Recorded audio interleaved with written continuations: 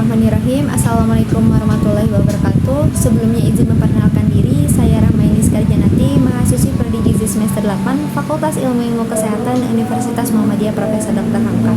Sebelumnya izin bertanya Ibu, saat ini stunting masih menjadi masalah gizi yang solusi untuk mencegah dan mengatasinya masih dicari. Dalam hal ini, bagaimana peran Sivitas UHAMKA untuk mencegah stunting yang terjadi di masyarakat? Terima kasih. Wassalamualaikum warahmatullahi wabarakatuh. Halo, Assalamualaikum warahmatullahi wabarakatuh. Terima kasih Hamka Muda atas pertanyaan yang luar biasa. Nah, pertanyaan yang pertama ini berkaitan dengan stunting ya. Gimana sih caranya Sivitas UHAMKA dapat melakukan pencegahan dari stunting? Sebenarnya sebelum itu Hamka Muda perlu tahu dulu nih apa sih definisi stunting. Nah, stunting itu sendiri memang di Indonesia angkanya cukup tinggi. Hingga tahun 2024 ini sendiri targetnya adalah 14%, sedangkan angka kita di tahun 2003 data terakhir masih di angka 21%.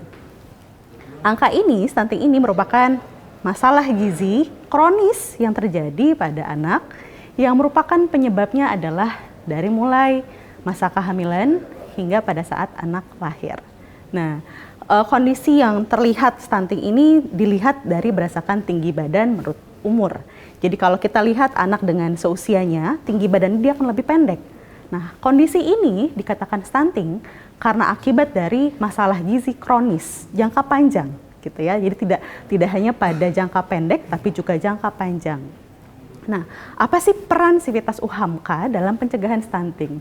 Maka yang pertama kita harus pahami dulu dampak dari stunting ini tidak main-main. Dampak pertama, jangka pendeknya adalah anak tadi tidak dapat tumbuh dan berkembang sesuai dengan usianya.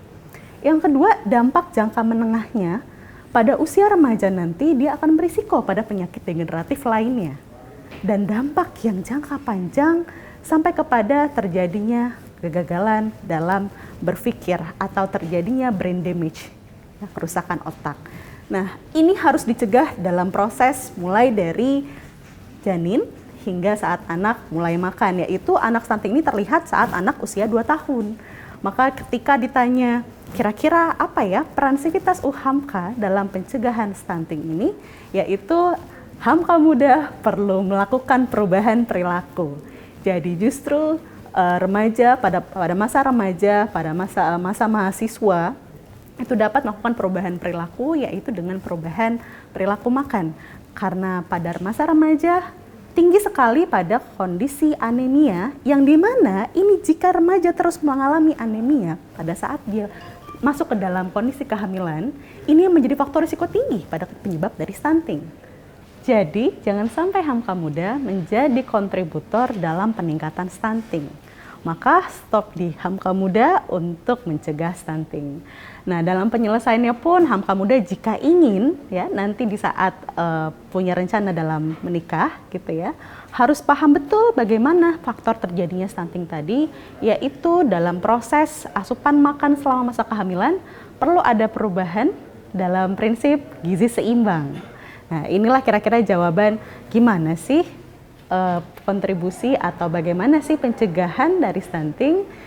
Demikianlah jawaban dari pertanyaan Hamka Muda mengenai apa sih kira-kira pencegahan stunting di masyarakat. Maka cegah stunting mulai saat ini, mulai dari perubahan perilaku dan juga gaya hidup sehat. Salam Hamka Muda. Wassalamualaikum warahmatullahi wabarakatuh.